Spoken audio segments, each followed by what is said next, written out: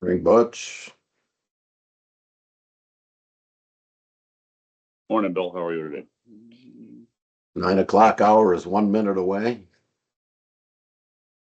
I'm looking for Lindsay. I think how are we on quorum, Lindsay? We still have a few more we need. Pardon, Three more I to heard be. the paper. Oh, Okay. we need 3 more. 3 more. Okay. Your voice competed with the rustling paper.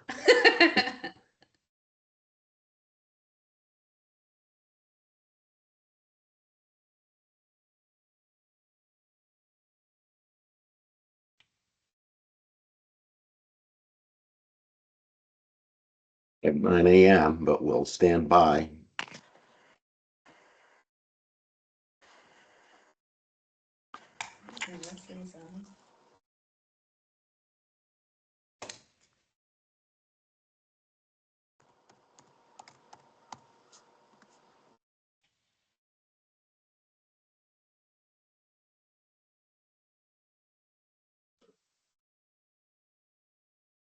Just need 1 more.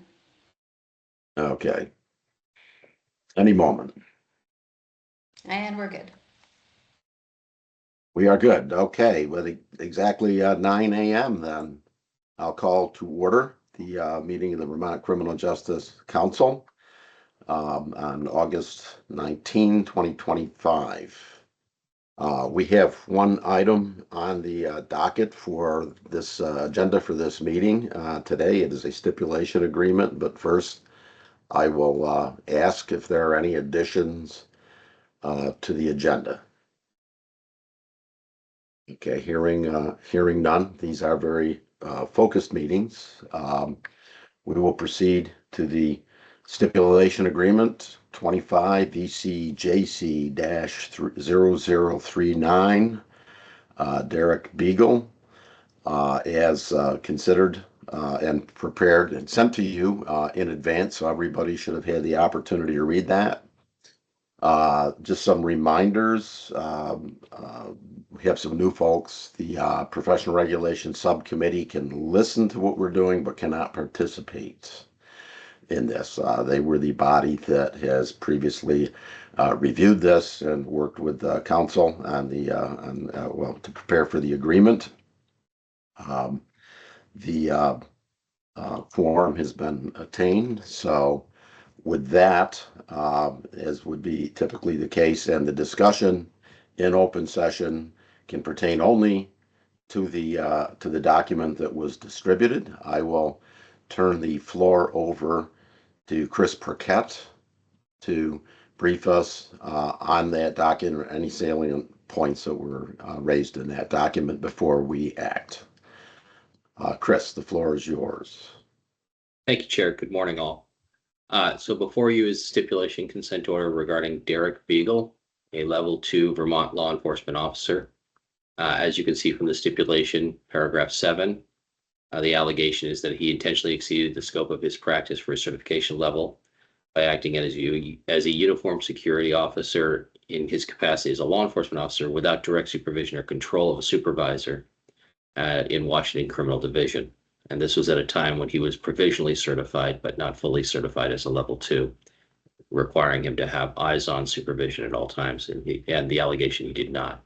Professional Regulation Subcommittee found that was true and has recommended the following sanction, which is that upon his completion of remedial training on scope of practice at the level 2 certification level, he should receive a written warning. And I think I can inform you that he has actually completed that remedial training and signed and did so with a monitor watching him complete that training. We received a signed attestation to same.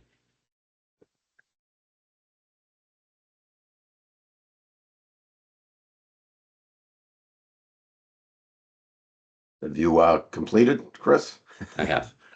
Okay, that is the item that is before us.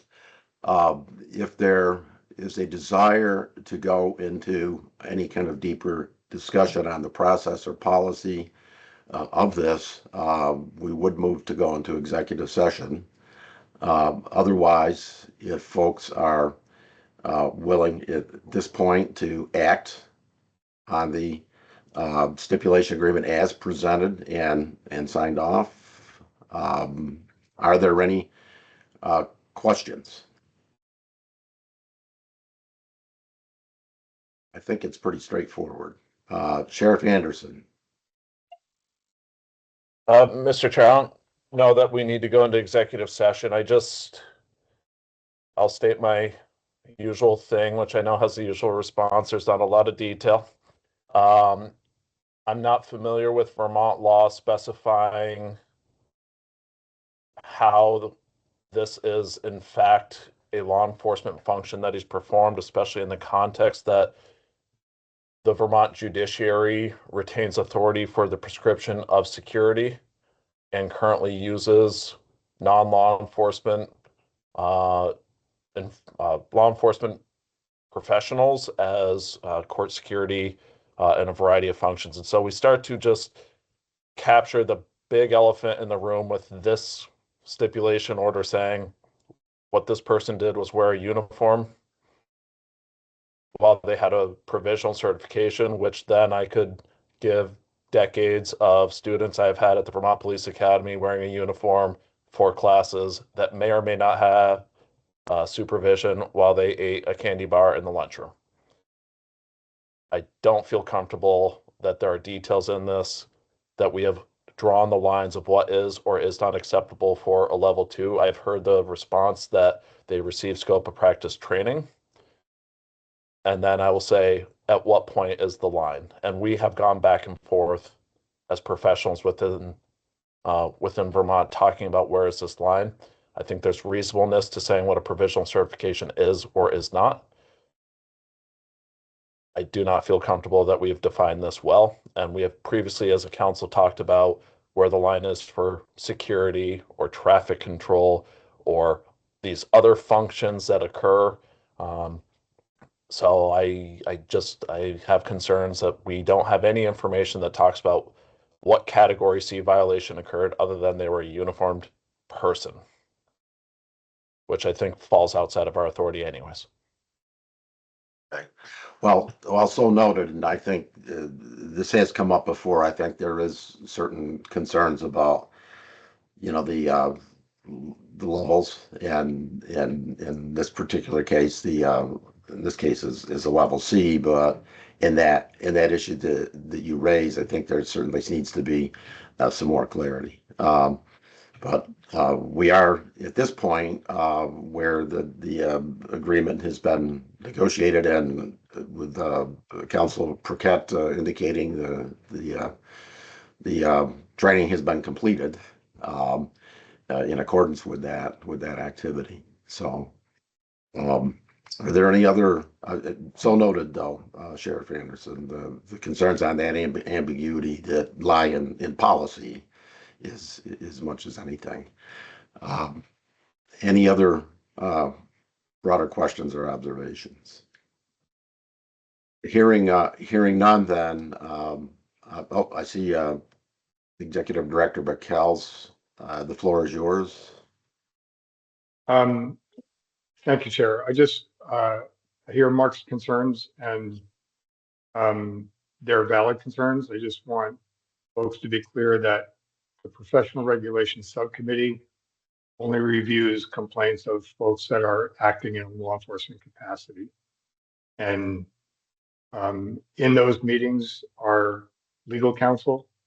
And as you accurately stated before, this is an agreement that was entered into by the person holding that certification now. Just leave that there. Thank you. Thank you, Director Bakel.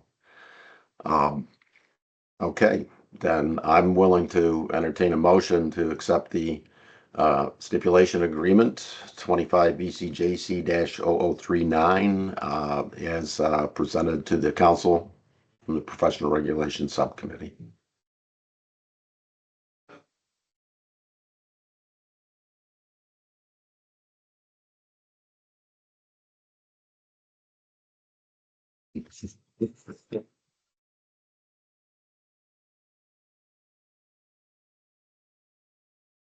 Okay, Sheriff Anderson. Mr. Chair, I'll make a motion that we dismiss this complaint. Is there a second to that motion? I'll second. It's seconded by Tom Shinet. So the floor is open for discussion. I believe the council is able to accept or not accept.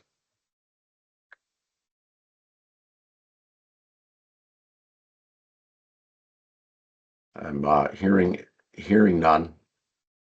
I am going to move, since for those of you who are new to the council, and I'm still only a year in. The Chris Prakat as the counsel for the Academy Council is not the counsel of the legal chair in these matters, and so I'm going to break into my. I don't know how I would do this. I need to talk to my counsel, which is Wesley Lawrence. I will do that offline. So I'm going to sign off, and if you give us 3 minutes, I will be, or a few minutes, I will be back on this matter. Do you have You my are- phone? I do. I have, yes, Wesley, I will call you now. Okay, thanks. Cell phone, right? Okay. Cell phone. Yeah. Okay.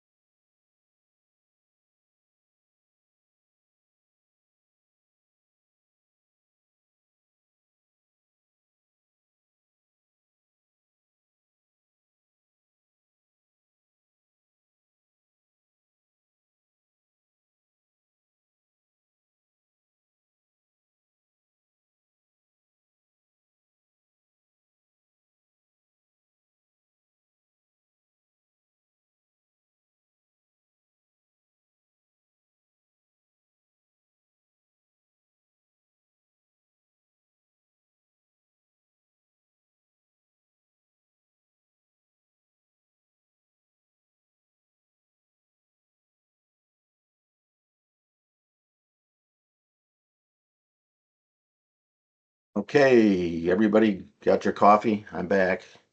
Um, I had mine as well. After consulting with legal counsel, the the motion to dismiss is premature. We have to act on the stipulation as presented. And here are our paths. If we approve the stipulation, then the case is closed.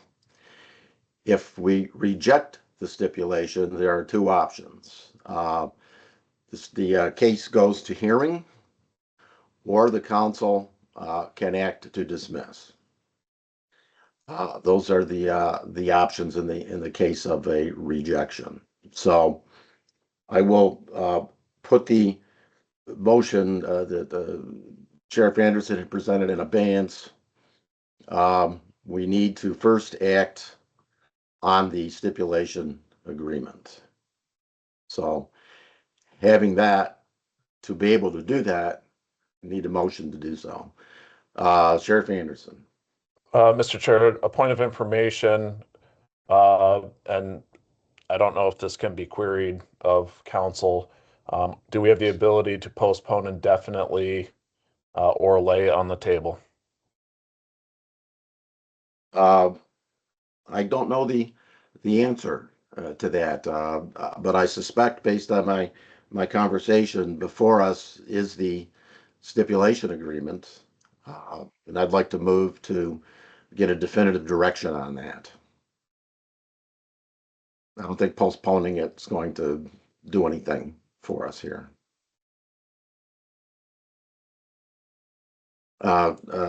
Justin, you have the floor. Thank you, Mr. Chair. So I am going to make a motion, but I wanted to just state, I understand and I don't want to say sympathize is the right word, but I understand Sheriff Anderson's desire for more information. I think that's just the nature of humans, right? We want to know stuff, and especially someone like the sheriff who's a very smart individual anyways. But I think what's missed in this is that there is I don't want to say missed, but the part I want to point out is that there is a subset of this group that is dedicated to reviewing this material and then providing a recommendation to the council. And on some level, I feel like we have to trust our counterparts are making an informed decision based on the evidence that's provided. And I see that as being very beneficial for the individuals who are subject to these investigations, because in many cases, it is maybe not this one in particular, but I think it is potentially far more harmful for the individuals who are the subject of the investigation to have all of the information aired in a meeting such as this, where it's probably not going to be very flattering. I think some of these things don't play very well. So I think it is in our interest as police professionals and as a council to rely upon the subcommittee and the work that they do, and have some degree of trust and faith, which is not always easy to do. And I understand why the sheriff may be hesitant in some respects to do that. All that said, I will make a motion to accept the stipulated agreement as presented. Okay, thank you, Colonel. Can we have a second on that motion? I'll second that, Mr. Chair. Thank you, Butch, seconded by Butch Shaw. Okay, now the floor is open. Any other comments before we move to a vote on the stipulation? Okay, hearing none. Lindsay, I'm going to look to you for your magical system here. Okay, we've got the action on the stipulation, and this is again a reminder, and I think the Professional Regulations Subcommittee knows they can't vote on this, so Lindsay will be monitoring this. The poll should be up, and you are now available to vote on the motion.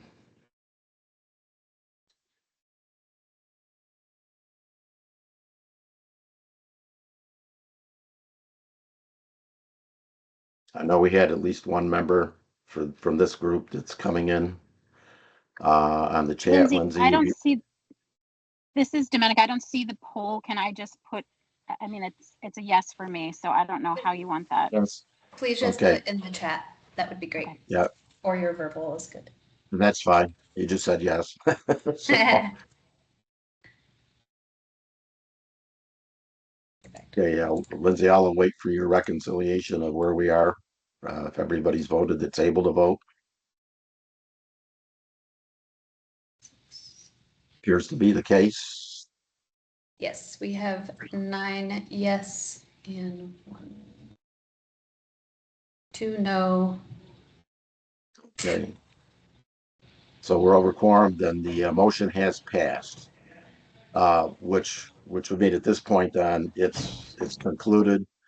And that's where we are now. Having said that, I'd like to echo Colonel Stedman's comments with the committee, but also recognize, Sheriff Anderson. We do have some muddy areas here that I think need to be discussed and continue to be refined on whether it's scope of practice, etc.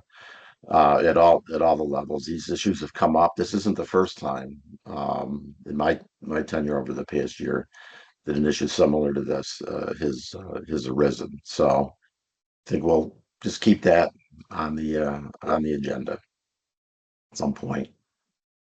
Do we have any other business? I have no other discussion here other than, and I guess maybe I'll just, if folks haven't seen it, I read in my Vermont Digger this morning, there was the piece about the letter that came from the U.S. Attorney General to the governor about the state. I'm not surprised Vermont was included on the sanctuary list last week or 2 weeks ago, and now a letter has arrived, which was published in Digger this morning. I'm not sure what the implications are.